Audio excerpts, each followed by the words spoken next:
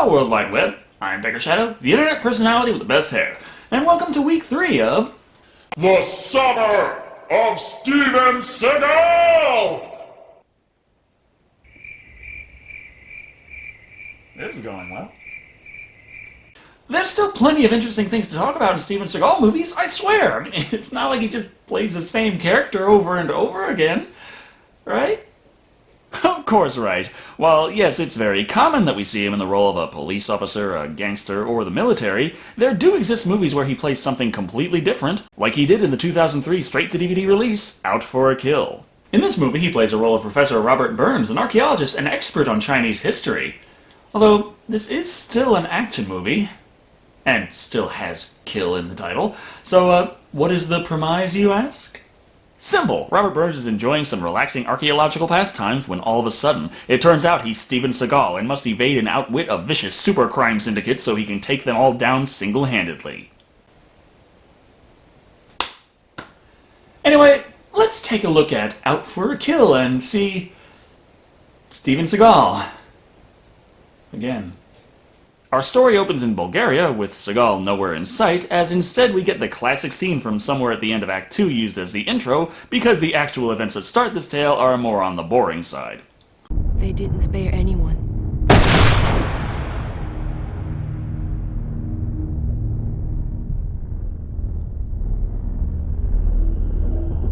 Don't know what she thinks is so surprising about finding a dead stripper at a strip club after a major shootout that left the entire place in shambles. Personally, I'm curious as to exactly how they managed to not kill any more of them. This shows how it all went down in a flashback, where we see, after the movie clears the topless women quota in the first 5 minutes, a group enters the club in sinister slow motion, then just starts shooting the fuck out of everybody there, as fortunately for them, their handguns are those kind that never need reloading. Thus, they leave in slow motion. Wait, guys, you forgot to kill me!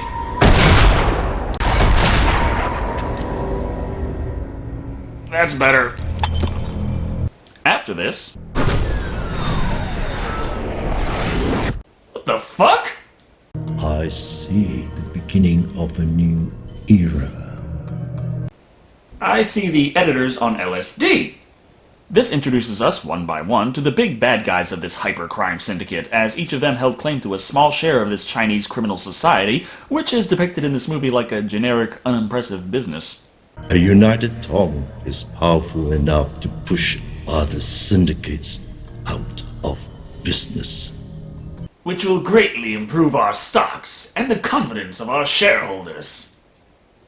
After they finish explaining to the audience who all the mini-bosses are going to be in this movie, we get the opening credits that also exist in fake Chinese. It's kind of obvious that this isn't actually translated when it uses the same 4 symbols for every goddamn phrase.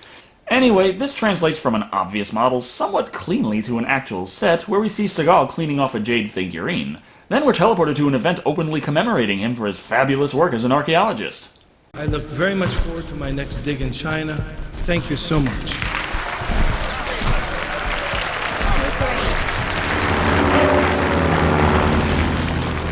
And another transition.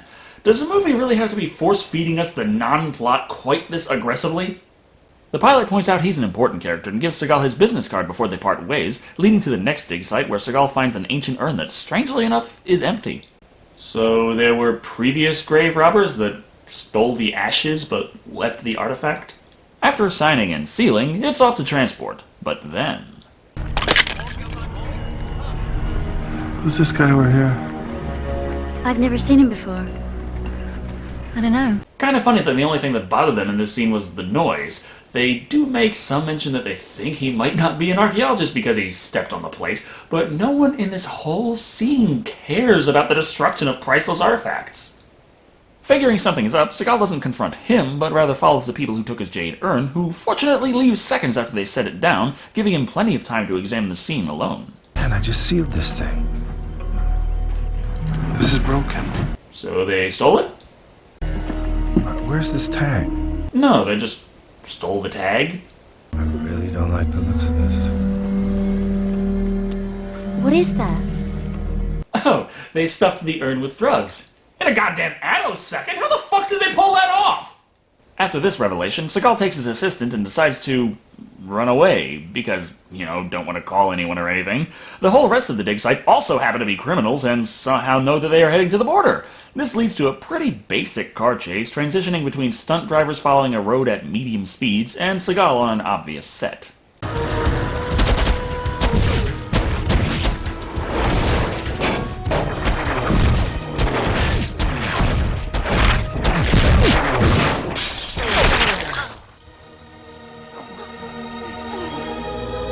What do you look so shocked for? They can't shoot Seagal, it's in his contract.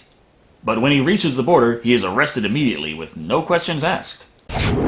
Crime Co. is upset because their shipment was seized, despite the fact they certainly had the manpower to carry it out of there anyway, but they're pleased to report that the one guy at the site who was not in cahoots with them just so happens to be the only one who was arrested for it. I'm an archaeologist, specialist in the Han Dynasty, and I'm sent here to appraise a bunch of artifacts. I think I might like to call my wife. Come on, Professor. You telling me you didn't have an inkling you were smuggling? Well, I must admit, it is pretty damning to find drugs stuffed in artifacts and packages that you yourself signed for shipping. If the seal was unbroken. But was, so... And, exactly how did he get the rep for murdering his assistant when she was obviously shot in the back? Through the car that he was driving. This introduces us to the only quasi-important characters in this movie, Michelle Yeoh playing good cop Tommy Ling, and Corey Johnson as bad cop Ed Gray. Bad cop is convinced that Seagal is a drug-smuggling crime lord who's just lying about his innocence, but good cop thinks that they maybe should do an investigation or something. You remember you told me to tell you when you were overcomplicating things? Well, you're doing it. This is one of those times. I think if I can effectively describe your characters as good cop and bad cop, you don't have to worry about the movie's plot getting too complicated. Miscellaneous DEA agent on the phone explains their highly cerebral storyline. They feel if they release Seagal into the wild, it will lure out his criminal accomplices, and then they can swoop in and arrest all of them for talking. But first, he's got to befriend an inmate. Truth is, I was crossing the Kazakhstan border, trafficking some weed. Some rag-headed motherfucker. Okay, seriously, what the fuck? Every time the scene changes, suddenly the movie turns into Silent Hill. But it's time for them to release Seagal, so he and the random inmate share a secret handshake, and they never see each other again. Don't forget about me, Burns! Why shouldn't he? Of all the characters in this movie, you're probably the least important, and that's saying something. Back in the secret Chinese super-syndicate headquarters, in France, they are upset to hear their unaffiliated scapegoat has been released from prison for some reason. Even though they could just ignore that and let him go about his life, continue filing paperwork for Crime Co. That would be too easy, though. I want to know exactly who this man is and what he knows. I don't want him to be in a position to cause us any complication.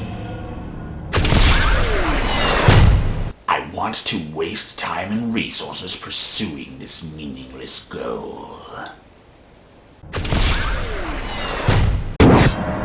我諗我哋要搞掂呢個死鬼佬教授啊！ 聽日會係佢嘅助手出發。 Guys, changing the voiceover and subtitles up doesn't work quite as effectively when they don't match the fucking lip sync at all. What, are they communicating through ESP and their mouths are just flapping by force of habit? Anyway, they plan to kill him at his coworker's funeral shrine, which, as luck would have it, he was going to in the next scene anyway, after he pays his respects.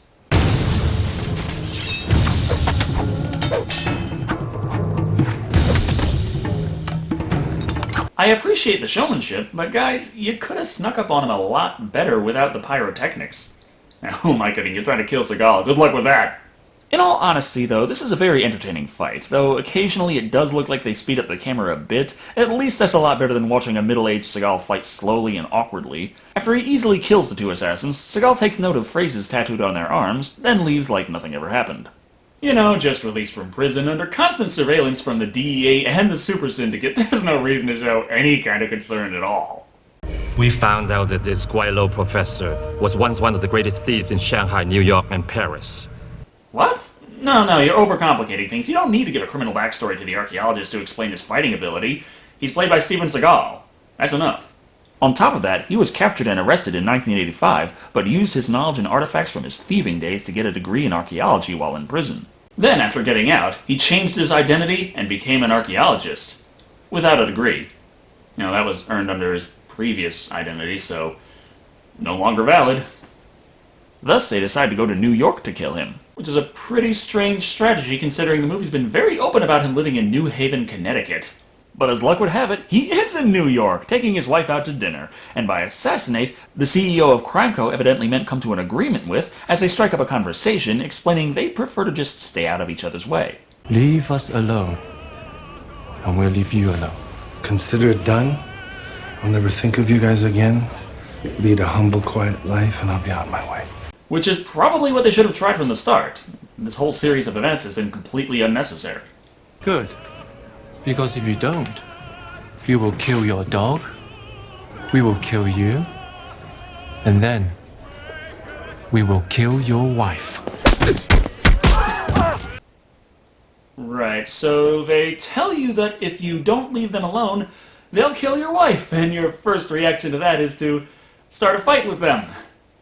I already figured that she was probably going to die somewhere in this movie, but you've pretty well established here that that's what you want them to do.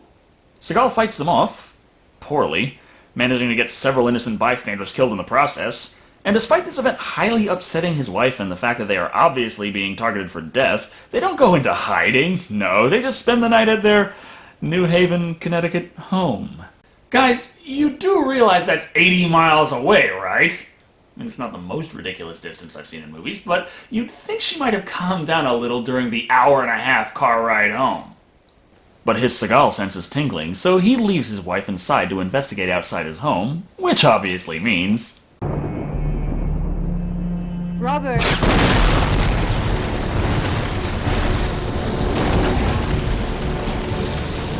I'm sorry, but despite the tropes practically requiring his wife to die, so many other things in this movie's plot are fucked up beyond all recognition, I honestly feel like this wasn't really necessary. After some more fuck-nugget crazy editing and important dialogue being shoved in when you can't see the actors' mouths moving... The key is in the symbols tattooed on their arms. Seagal takes up the random pilot's offer from earlier in the movie and takes to the skies for 2 hours of flight lessons. Hey, you're that archaeologist I flew back in China. I feel really bad about what happened to your wife. How do you know what happened to my wife? Hey! What the hell are you doing? So the air taxi was in on it too. Sure, why not? The only people that weren't part of this conspiracy was his assistant and the DEA agents. And if you ask me, Bad Cop looks pretty shady. I'm really starting to like this guy. Me too. See, he's just fucking everywhere with no explanation and a shitty green screen. Really suspicious. Seagal eventually gets him to spill that he was hired by Tang Zili from a barbershop in Chinatown. I swear to fucking my mother's grave, man, that's all I know. I did exactly as you instructed. Excellent, excellent. You sent him Yes, sir. to the barber shop That's what I did. in Chinatown? Yeah. He believed everything. Oh, of fucking course, they were counting on him to know that random air taxi man was working for them all along and he was gonna go to them to try and extract information. Who the fuck wrote this? Anyway, it's on to the Hidden Dragon Barbershop, where our lovely DEA couple just so happened to know to come, too. Think we should go in together? Forget it, Tommy. It's Chinatown. Really? That's some masterful detective work there. Seagal takes a seat, and despite this man having a tattoo as well, he says he's not the assassin, and that must be good enough as he leaves uncontested. It turns out it was a random other guy we never saw before and will never see again who was the... oh, who cares?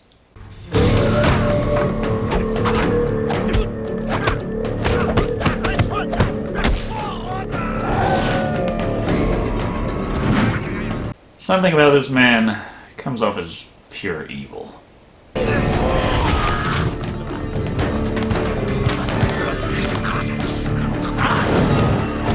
Shit fucking what? What, is this man possessed? Or is the Hidden Dragon Barbershop located across the street from Crouching Tiger Electronics? Where's Tangini, the bird, the man who killed my wife? Half Moon? Awful nice of him to make with that information while he was being killed, and conveniently when he couldn't see their mouths. That assassin down, and the kid is kind enough to point out the Half Moon for Seagal, like he needed directions, but he suddenly runs into Good Cop. After taking a moment to tell her to go fuck herself, she figures he's just playing hard to get and follows him to the Half Moon restaurant. So if there's anything I can do to help you, I will. Could always try something new, like conducting an investigation. Seagal, however, asks that she get his old cellmate King out of prison. He needs a second chance. The one my wife never got. Okay. I'm sure you're wondering just how important he'll be in Act 3. He's not in it. In fact, he's never going to show up again in this movie. It's kind of like this plot is trying to be useless. What the fuck happened? I have no idea. And the characters agree with me. His Seagal senses go off at this point, and he easily walks into the back room, kicks everyone's asses, and figures out whose ass he was supposed to be kicking. One tattoo and murder later, and Seagal finds the well-documented crime code paperwork that leads him to Bulgaria. Of course, the receptionist tells him that the man he wants to murder today isn't able to come to the front right now, but if he leaves his name and number, they'll be sure to call back when he's ready to die.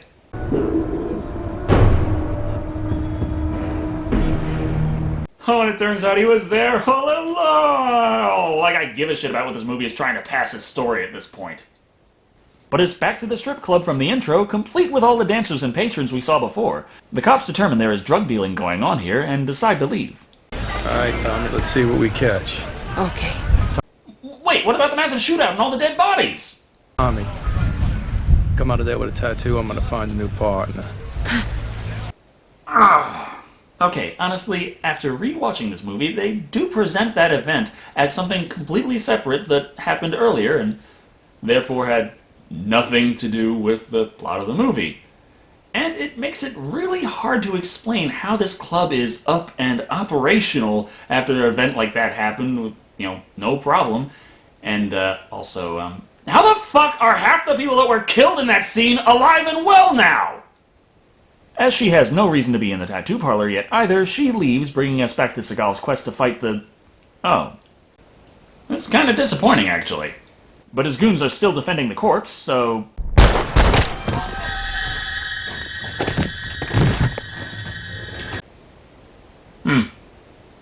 Well, now it's time for the good cop to go into the tattoo parlor, so she makes like she's interested in sex and or heroin, because that is somehow going to help her investigation of... Well, fuck it, let's just say that she's a drug-addicted lesbian. It's a lot easier than trying to figure out any other motive. They take her to a dirty apartment that, oh no, just so happens to be another subsidy of Crime Co. However, they didn't count on Seagal reading ahead in the script and showing up in the nick of time. Again. Go get your partner and be careful. Oh yeah, bad cop was captured, of course. But it was very nice of Seagal to tell her that while you couldn't see his mouth. But then again, now he's not going to be around, so she's all alone. Can she handle going in alone and arresting all those people holding him hostage? Or she could just murder everyone. Yeah, why not?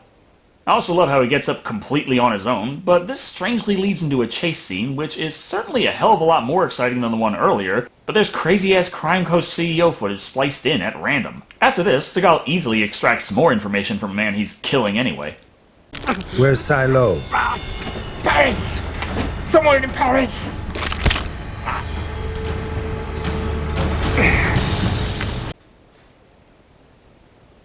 Wait, is that Paris, Texas or Paris, France? Hello? Hello? Oh, shit.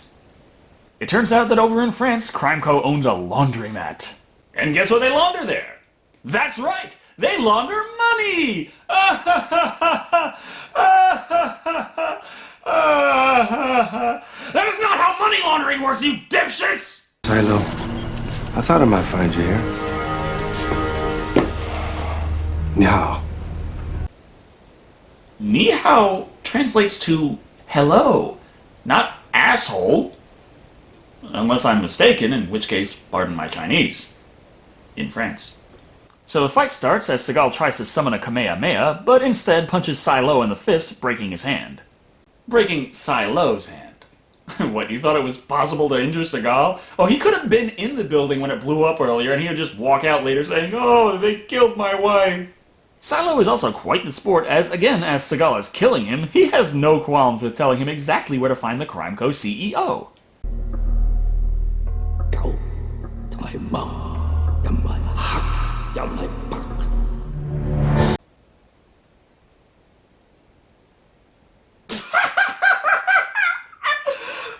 god, seriously, what am I supposed to do with that? You've got an obvious mistranslation for a subtitle on a still image of a guy. I mean, what the fuck were you doing when you were editing this movie? Shrooms? Maybe, because after the DEA shows up to tell us what we already know, we get this. Tommy, you know, it might take you fishing. Deep sea fishing. Big fish. In the boat. We get the bait, head out there, drop the line, and wait. This might sound like it's a revelation that Bad Cop was a bad cop and working for Crime Code, just like everyone else in this movie.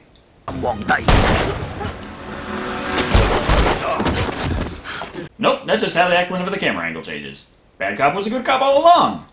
And now he's dead. Now it's time for Seagal to end this movie, so he heads over to FU Investments, easily killing the rather pathetic opposition on his way to the CEO. It's now we learn that the truth is, he knew that the archaeologist was being played by Seagal and therefore would easily kill all who stand in his way, funneling all the money and power of Crime Code to him and him alone. Which obviously wouldn't paint a big-ass target on his back or anything. No. Everyone in China's new super-syndicate knows that you have to work for those promotions to move up the crime ladder. He then blows Seagal the fuck up, but obviously that doesn't even come close to doing any damage to the man, so taking a handy-dandy practice katana... And you know, the great thing about these practice katanas is... Hello? 2006?! Oh my god, how are you doing? What do you mean you want it back? Anyway, he...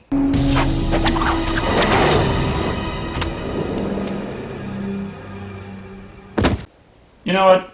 Fuck trying to explain what's going on.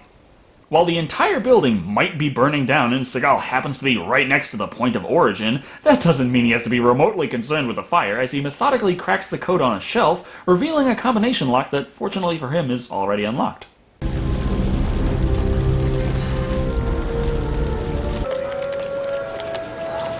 His empire ends here. This is about all you'll need. Need for what? Everybody's dead. What's she gonna do? Arrest their pets? Thus our story comes to a close, showing us that all these events transpired before they even bothered to bury his assistant from the beginning of the movie. And Good Cop shares a moment with Seagal, but evidently is only a friend. Okay, this was an action movie, right? Because instead of being completely straightforward, nothing made any fucking sense. And instead of getting the girl, it just stopped. Well, that was Out for a Kill. It was stupid, it was poorly put together, but it wasn't unwatchable? That's an underhanded compliment if I ever heard one, but that's pretty much how I feel about this movie. With how shoddily the scenes were linked to each other and those damn drug-inspired transitions, honestly, I think that's being very nice to the film. Seagal is just about the only actor worth noting, as most of the supporting cast has next to no screen time in this, and that is a serious problem because when your leading man is Seagal, he definitely needs support. The closest we got to a supporting role was Michelle Go as Tommy Ling, but the few scenes of her waxing poetic in an interior monologue really were out of place. It didn't matter how profound she sounded, all I could say in response was, "Are you fucking kidding me?" The rest of the cast was instantly forgettable. It didn't matter who played them or what they did. Their roles in this movie were so small, many of them could have passed for simple cameo appearances. But there are a few qualities this thing had going for it. The action wasn't too bad for the most part, and while a few of the over-the-top points looked silly, I'd be lying if I said they weren't entertaining. The plot was a twisted mess of incoherent ramblings and people dying, but it managed to squeeze itself into being so bad it's good in that respect. Not intriguing you in the slightest, but nonetheless amusing you with how stupid it is. Coming in at 2 Crime Code General Managers out of 5. Can't say I really recommend it though, as it's not really riffable funny, but more playing Twister in your brain trying to figure out what in the fuck is going on. Funny. Thank you all for watching, I've been Dr. Shado, and remember, if you don't like the way your movie was written, just change the entire script halfway through production. Nobody will notice.